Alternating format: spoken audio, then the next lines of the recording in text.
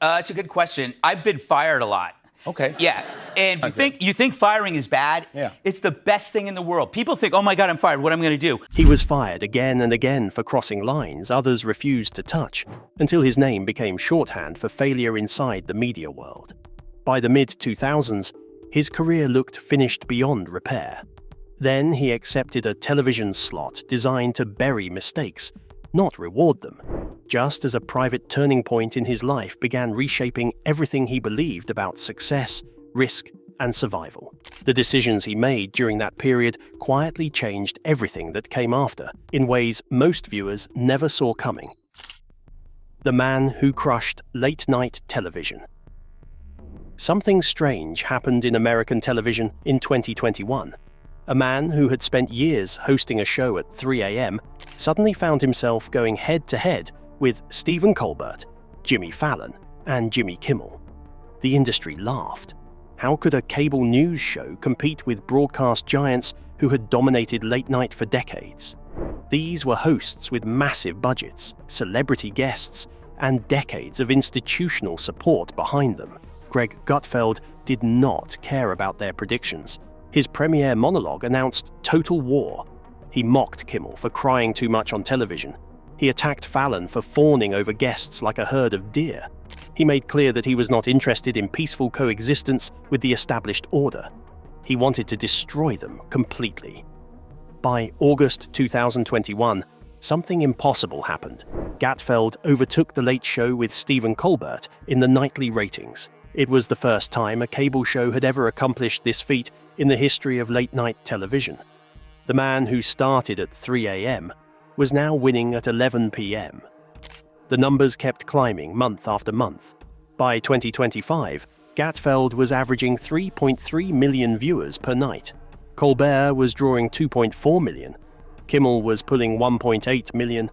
Fallon had collapsed to just 1.2 million. When CBS announced that Colbert's show would end in May 2026, Gutfeld could not resist celebrating publicly. He told interviewers that he had crushed them like bugs and thrown them into the wind.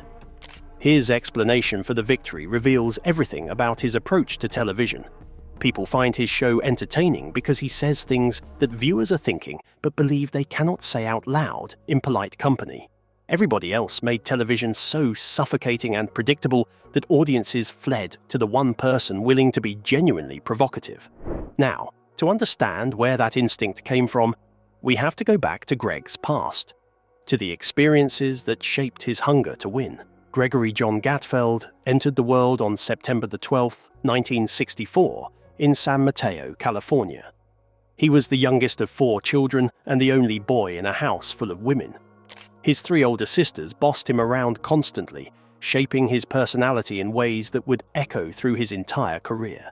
His mother, Jackie, raised the family with a sharp wit and no tolerance for nonsense. His father, Alfred, battled cancer for years and passed away in 1984 when Greg was just 20 years old.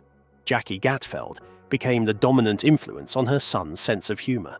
She brought him copies of Mad magazine and National Lampoon when he was still a kid. Those publications taught him to laugh at adults, to see authority figures as targets rather than heroes, to believe that nothing was too sacred to mock. At Junipero Serra High School, an all-boys Catholic institution that also produced Tom Brady and Barry Bonds, young Greg found his voice as co-editor of the school newspaper. Looking back, Gutfeld has said that the stuff he wrote in the early 1980s was pretty similar to what he generates now. The willingness to offend was already there. After graduating in 1982, Gutfeld enrolled at the University of California, Berkeley. For a future conservative media star, this choice would prove formative in unexpected ways. Berkeley in the 1980s was ground zero for liberal activism. But here is the twist.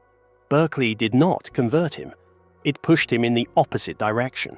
Gutfeld has explained his evolution with a quote that captures his contrarian nature perfectly. He became a conservative by being around liberals. Then he became a libertarian by being around conservatives. The worst parts of both groups shared a common thread. They were all moralizing and telling other people how to live. He wanted no part of either tribe's purity tests. But first, he had to get fired from every major magazine in America, and that journey was about to begin with a cover letter so badly written that it accidentally launched his entire career. The art of getting fired. After graduating from Berkeley in 1987, Gutfeld landed an internship at the American Spectator before applying to Rodale Press with a cover letter containing spectacular errors. He called the company Rodeo Press and asked for directions to Emmaus, Pennsylvania, instead of Emmaus. Despite these red flags, Rodale hired him anyway. He started at Prevention magazine, where colleagues described his drinking and substance use as prodigious. But despite the chaos, Gutfeld kept climbing. By 1999, he had risen to editor-in-chief of Men's Health, one of the most successful men's magazines in America. He was 35 years old. For most people, this would be the pinnacle. For Greg Gutfeld, it was just the setup for his first spectacular firing. At Men's Health, Gutfeld pushed boundaries that made executives nervous. He published a controversial feature arguing cigarettes had health benefits. He ran a special report telling readers which politically correct campuses to avoid. In July 2000, he was fired for making fun of Girl Scouts, cat lovers, and his own boss, but he was not going quietly. He secretly altered his final editor's letter, inserting text explaining that he had been oddly fired. The sabotaged message reached 80,000 copies before anyone noticed. His next stop was Stuff magazine. Under his leadership, circulation exploded from 750,000 to 1.2 million. Gutfeld made the magazine thoroughly deranged. Advertisers tolerated his antics because the numbers kept climbing. Then came April 2003, and the incident that would define his magazine career forever. The Dwarf incident that changed everything. The American Society of Magazine Editors held a seminar in April 2003 called What Gives a Magazine Buzz? For most editors, this meant networking and discussing marketing.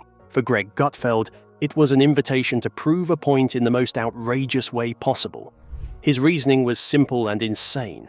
Talking about buzz would not generate actual buzz, but hiring little people would definitely get attention. He contacted a casting agency and hired 3 actors of short stature, with instructions to be as loud and annoying as humanly possible. They chomped on potato chips so loudly that speakers could not be heard. They let their cell phones ring repeatedly. They held loud conversations while executives tried to speak. Security eventually ejected them. But by then, Gutfeld had already won. The New York Times covered the incident. He was promptly fired.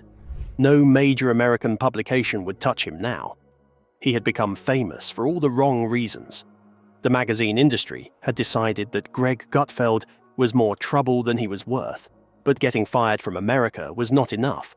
He was about to get exiled to another continent entirely, and on his very first day at his new job, he would meet the woman who would change his life forever. The Russian model who said no. Despite the disaster, Dennis Publishing shipped Gutfeld to London in May 2004 to run Maxim UK. His first week required attending an international conference in Portugal. Maxim had editions in over 30 countries, and the publisher gathered editors worldwide. Gutfeld checked into his hotel room. Then he noticed the woman next door. Her name was Elena Musa. She was 21 years old, tall, dark-haired, and worked as a photo editor for Maxim Russia.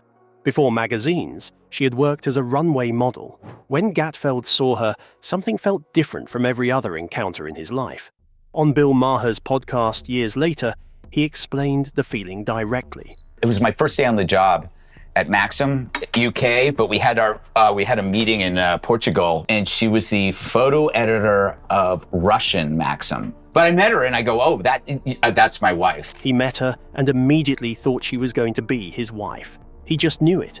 He foolishly hit on her for 3 solid days. She remained cold and dismissive. As he was leaving Portugal, he made one final desperate attempt, telling her she was the most beautiful woman he had ever seen. Her response was devastating. She said she would expect something better from Greg Gutfeld. That was the first real sentence she had ever spoken to him. But something shifted. They hung out that night, and Elena made her terms clear. If they slept together, she would never see him again. Their first proper date was in Paris. Within 5 months, they married in New York in December 2004. Elena gave Gutfeld stability he had never found in magazine offices or bars. But stability could not save his career. Circulation at Maxim UK dropped 16.2%. When his contract expired in May 2006, the company chose not to renew. He was 41 years old, unemployed, and newly married with no prospects. The couple relocated to New York. Greg took a gig that seemed like a career-ending move. The 3 a.m. experiment nobody believed in. The Huffington Post represented everything Gutfeld claimed to despise about liberal media. But when Arianna Huffington welcomed conservative voices in 2005, Gutfeld saw an opportunity to cause trouble from the inside. He was not getting paid.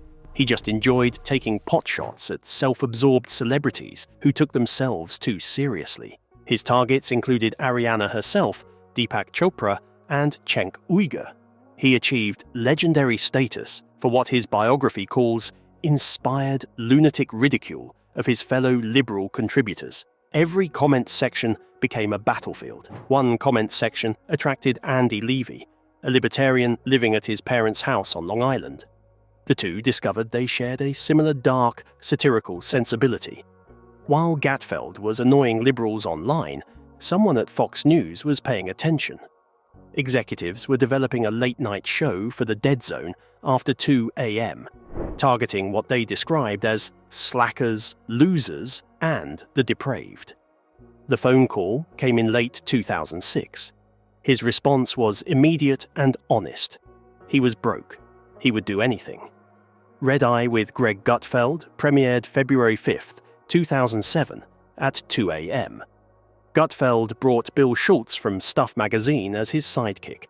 Andy Levy came on board as ombudsman, conducting mid-show segments where he would fact-check the panel with deadpan precision. Fox executives watched early episodes and decided the content was too edgy. Their solution was to move it even later to 3 a.m. Gutfeld had been demoted within his own show before it found an audience. But something unexpected was happening in those dead hours of the night. A cult following was forming among insomniacs, night shift workers, and people who simply could not find anything else worth watching on television. Building a cult, following in the graveyard shift. Red Eye was never supposed to work. The show aired at 3 a.m. with no budget and no marketing whatsoever. Critics dismissed it as a tabloid gabfest and a dumbfounding frat party. One reviewer described it as a production so light and crude that it seemed to have been adapted from the margins of a spiral-bound notebook. None of that mattered to the people who actually watched it and became devoted fans. Because executives had essentially forgotten about them in the 3 a.m. wasteland, the team had complete freedom to experiment.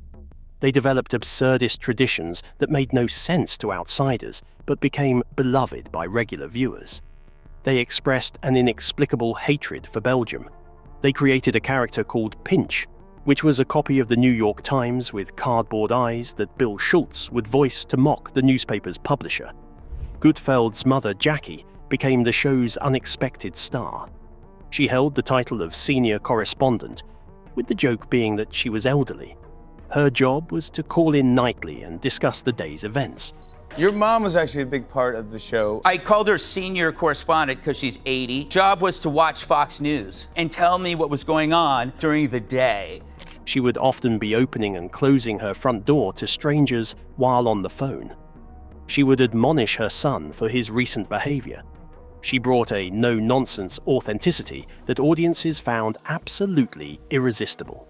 For the first 3 years of Red Eye, Jackie Gutfeld was arguably the most popular person on the show. Her humor had been a secret weapon throughout her son's career. When Gutfeld ran a column called Ask Greg's Mum at Stuff magazine, it received more reader mail than anything else in the entire publication. She understood comedy in a way that could not be taught in any classroom. The ratings kept climbing despite every logical reason they should not have. a show at 3 a.m. with drunk producers, topics chosen completely at random, and no marketing budget, was beating primetime cable news programs. The audience found it because they were looking for something different. They stayed because nothing else on television felt remotely similar to what Gutfeld and his team were creating. In July 2011, Fox offered Gutfeld something much bigger. A new daytime show called The 5 Needed Hosts. The format featured 5 commentators discussing news and politics every weekday at 5 p.m. Gutfeld would be one of those 5 voices. The program became a phenomenon that exceeded all expectations. It made television history as the first non-primetime show to rank number 1 in both total viewers and the key demographic of adults, 25 to 54. Jackie Gutfeld's appearances on Red Eye ended in early 2011 as her health declined. She passed away on May the 24th, 2014. Her son wrote a tribute that revealed how much she had meant to his success.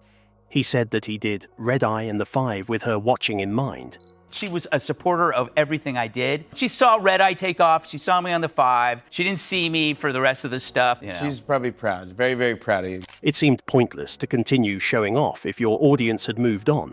And she was his audience. She always had been. In February 2015, Gutfeld announced that he was leaving Red Eye.